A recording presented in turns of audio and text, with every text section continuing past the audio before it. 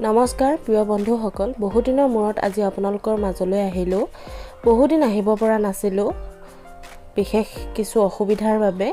গতিকে প্ৰথমতেই মই আপোনালোকক চয়নিকাজ কিটচেন এণ্ড ব্লগ চেনেলটোলৈ স্বাগতম জনাইছোঁ আৰু আপোনালোকৰ মাজলৈ এটি আচাৰৰ ৰেচিপি ভিডিঅ' লৈ আহিছোঁ। কেনেকৈনো বনালোঁ সেইখিনি চাওঁ আহকচোন। আমৰ আচাৰৰ বাবে মই 3 কেজি পৰিমাণৰ আম লৈ লৈছোঁ আৰু আমখিনি খুব সুন্দৰকৈ ধুই কাপোৰ এখনেৰে মচি লৈছোঁ যাতে ইয়াত পানী নাথাকে আৰু ইয়াত দেখুৱাৰ ধৰণে এনেকুৱাকৈ কাটি লৈছোঁ। আপোনালোকে যেনেকুৱাকৈ ভাল লাগে সেইটো শেপত কাটি ল'ব পাৰে। লগতে কেইটামান কেঁচা জলকীয়া মই দিম, সেইকাৰণে মিষ্টাৰে এফালে কেঁচা জলকীয়া কেইটামান কাটি আছে দীঘলকৈ। যিহেতু আমৰ বতৰ নহয় জানো, গতিকে আচাৰ অলপটো বনাব মন যাবই দিয়কচোন। আচাৰখিনিৰ কাৰণে মই প্ৰথমতে 2 কাপ পৰিমাণৰ নিমখ ইয়াত দি দিছোঁ। আপোনালোকে পৰিমাণ কম বেছি কৰিব পাৰে, আমৰ ওপৰত নিৰ্ভৰ কৰিব আপুনি আম কিমানখিনি লৈছে। আৰু লগতে ইয়াত মই কেইচামুচমান হালধি দি দিছোঁ। মই 3 কেজি পৰিমাণৰ আম লৈছোঁ। আপোনালোকে কম ল'লে কমকৈ দিব আৰু বেছি ল'লে বেছিকৈ দিব পাৰিব। এইখিনি এতিয়া মই খুব সুন্দৰকৈ মিলাই লিম, হাতেৰে মই মিলাম। হাতখন মই খুব সুন্দৰকৈ ধুই পৰিষ্কাৰ কৰি লৈছোঁ। হাতেৰে এইখিনি খুব সুন্দৰকৈ মিলাই দিলোঁ। চাওকচোন কি সুন্দৰ এটা টেক্সচাৰ আহিছে, দেখিয়ে মনটো ভাল লাগি গৈছে নহয়নে। ইফালে ইয়াৰ জলকীয়া কটাত লাগি আছে, জলকীয়া কামটো বাৰু তেখেতক দিছোঁ। এতিয়া নিমখ হালধিখিনি সানিলোঁ, সানি এখন ডলা লৈ গোটেই আমখিনি মই ট্ৰান্সফাৰ কৰি ল'লোঁ আৰু ডলাত এখন কাপোৰ দি আমখিনি মই তাত ঢালি দিছোঁ আৰু এইখিনি মই দিনটোৰ বাবে ৰ'দত শুকাবলৈ দিম। টান ৰ'দ হ'লে এদিনতে শুকায়, কিন্তু যদি ৰ'দটো ঢিলা হয় তেতিয়া হয়তো কাৰোবাৰ 2 দিনো লাগিব পাৰে। এইখিনি চাওকচোন, এনেকৈ মই ৰ'দত দি দিছোঁ। ইয়াত যাতে ধূলি মাকতি নালাগে সেইকাৰণে মই ইয়াৰ ওপৰত এখন জালনা দি দিম। আপোনালোকেও ইচ্ছা কৰিলে তেনেকুৱাকৈ দি দিব পাৰিব, তেতিয়া খুব ছেফ হৈ থাকে আচাৰখিনি, ধূলি মাকতি পৰাৰ চান্স নাথাকে। আৰু লগতে জলকীয়াখিনি দেখিছেনে, জলকীয়াখিনিও মই একেই পদ্ধতিৰে নিমখ হালধি সানি ল'লোঁ আৰু এইখিনি এতিয়া মই ৰ'দত দিম। আপোনালোকে এই আচাৰ বনোৱা পদ্ধতিটো ঘৰত সকলোৱে এবাৰ ট্ৰাই কৰি চাবচোন, সঁচাই খুবেই সুন্দৰ হয়। আৰু এই আচাৰৰ যিটো সোৱাদ এবাৰ আপুনি লোৱাৰ পিছত আপুনি ক'ব লাগিব সঁচাই খুব সুন্দৰ হয়। মই নিজে খাই টেষ্ট পাইছোঁ, সেইকাৰণে আপোনালোকক কৈছোঁ। আৰু এনেদৰে কোনে কোনে বনায় মোক প্লিজ কমেণ্ট বক্সত জনাবলৈ নাপাহৰিবচোন। এইখিনি আনি ৰ'দত দিলোঁ মই আচাৰখিনি, জলকীয়াখিনি, লগতে এইখিনি আমখিনি।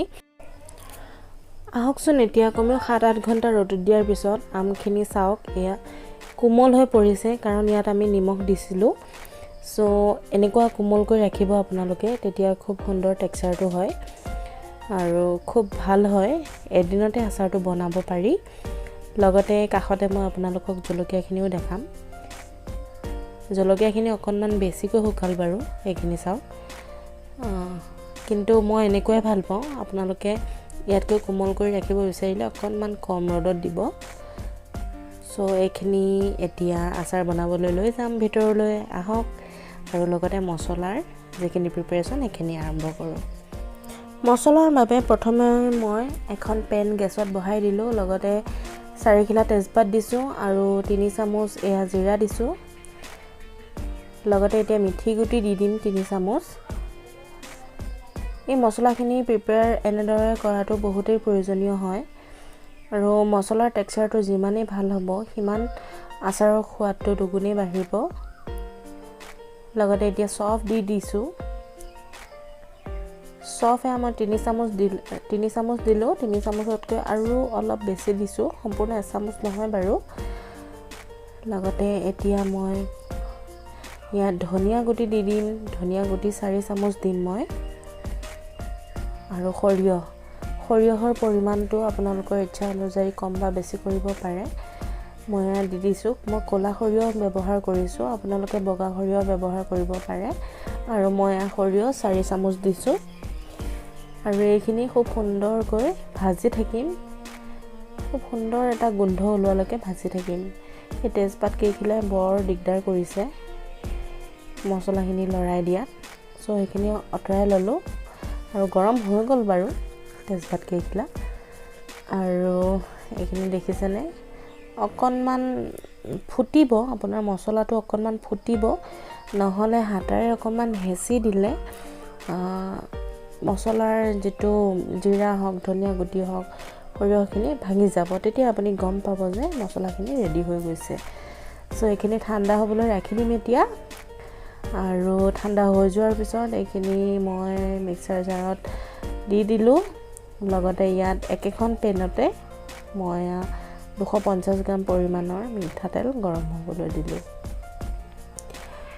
এতিয়া এই যিখিনি মছলা মই পিচিবলৈ ৰেডি কৰিছো সেইখিনি মই মিক্সাৰ গ্ৰাইণ্ডাৰত দি দিম আৰু সেইখিনি পিচি ৰেডি কৰি লম আৰু ইফালে আমখিনি আৰু জলকীয়াখিনি এনেকৈ এটা বলত উলিয়াই লৈছো যাতে এইখিনি সানিবলৈ সুবিধা হয় ডলাখনৰ পৰা বলটোলৈ মই গোটেইখিনি একেলগে দি দিলো এতিয়া এইখিনি মিলাই লম এখন হাতাৰে যেহেতু জলকীয়া আছে আৰু হাতেৰে আসলতে আচাৰ শুকুৱাৰ পিছত হাতেৰে লাৰিব নালাগে বাৰু নহলে কেনেবাকে হাতত যদি পানী থাকি যায় তেতিয়াহলে আচাৰটো একেবাৰে বেয়া হৈ যাব ভেঁকুৰ উঠি যাব আৰু এইখিনি মই প্লেটলৈ উলিয়াই ললো আৰু এইখিনি মই পিচি লম ইফালে তেল গৰম হ'ল মোৰ সবফালে মই সমানে কাম কৰি আছো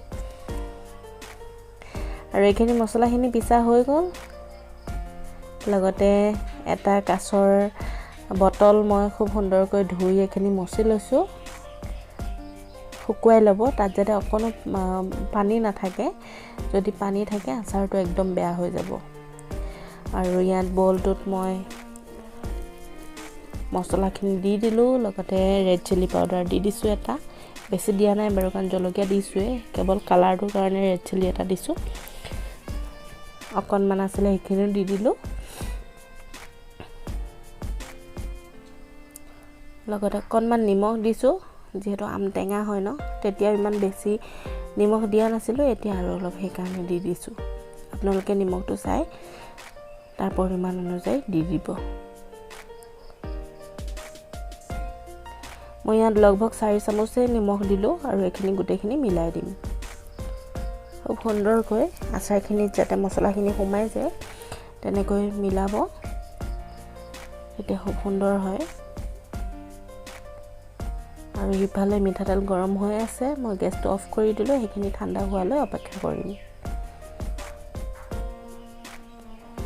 আপোনালোকে প্লিজ ভিডিঅটো প্ৰথমৰ পৰা শেষলৈ চাব আৰু ভাল পালে লাইক কৰিব শ্বেয়াৰ কৰিব এট মোৰ চেনেলটো সাবস্ক্ৰাইব কৰি দিব লগতে কাষতে থকা বেল আইকনটো দবাই দিব যাতে আহিবলগীয়া নটিফিকেশনবোৰ আপোনালোকে সকলোতকৈ আগতীয়াকৈ পায় এয়া দেখিছে বলটোত আচাৰখিনিত আসলতে যিখিনি গৰম তেল ঠাণ্ডা কৰি লোৱা হৈছিল সেইখিনি ঢালি দিলো আৰু খুব সুন্দৰকৈ এইখিনি মিলাই দিম এতিয়া কালাৰটো কি সুন্দৰ হৈছে দেখোতেও খাও লাগি যায় নহয় জানো একদম বনাই চাবচোন বহুত টেস্টি হয় খুব সুন্দৰকৈ মিলালো যাতে গোটেই আমখিনি তেলখিনি লাগি যায় মছলাখিনি সোমাই যায় এয়া ওচৰৰ পৰা দেখাই দিছো চাওকচোন টেক্সচাৰটো কি সুন্দৰ হৈছে সঁচাই মোৰ যে খুবেই প্ৰিয় বহুত প্ৰিয় মোৰ আচাৰৰ ভিতৰত সকলোতকৈ প্ৰিয় হ'ল আমৰ আচাৰ মোৰ খুবেই প্ৰিয় হয় এতিয়া এই গোটেইখিনি মই বটলটোত ভৰাই দিম এনেদৰে হাতাই পাতেৰে মই ভৰাই দিছো আসলতে আচাৰ কাছৰ বটলতে ৰাখিব লাগে বুলি আগৰ অভিজ্ঞ ব্যক্তিসকলে কোৱা শুনো বাৰু সো ময়ো সেই কাৰণে আচাৰবোৰ কাছৰ বটলতে সংৰক্ষণ কৰি ৰাখো আপোনালোকেও পাৰিলে কাছৰ বটলতে ৰাখিবলৈ চেষ্টা কৰিবচোন আৰু লগতে যিমান পাৰে সিমান ৰ'দত দিব আচাৰটো খুব সুন্দৰ হ'ব আৰু খায়ও সঁচাই খুব ভাল লাগে আৰু বহু বছৰলৈ আপুনি কমেও 1 বা 2 বছৰলৈ আপুনি আচাৰটো খুব সুন্দৰকৈ সংৰক্ষণ কৰি ৰাখিব পাৰিব ভিনেগাৰ নিদিয়াকৈ কিছু আচাৰ এনে ধৰণে সংৰক্ষণ কৰি ৰাখিব পাৰি মোৰ এই আচাৰৰ ভিডিঅটো চাই আপোনালোকে কেনেকুৱা পালে প্লিজ মোক কমেন্ট বক্সত জনাবচোন আৰু যদি ভাল পালে প্লিজ মোৰ চেনেলটো লাইক কৰিব, শ্বেয়াৰ কৰিব এণ্ড ছাবস্ক্ৰাইব কৰি দিব। লগতে কাষতে থকা বেল আইকনটো টিপি অল কৰি দিব, যাতে আহিবলগীয়া ন'টিফিকেশ্যনবোৰ আপোনালোকে সকলোতকৈ আগতীয়াকৈ পায়।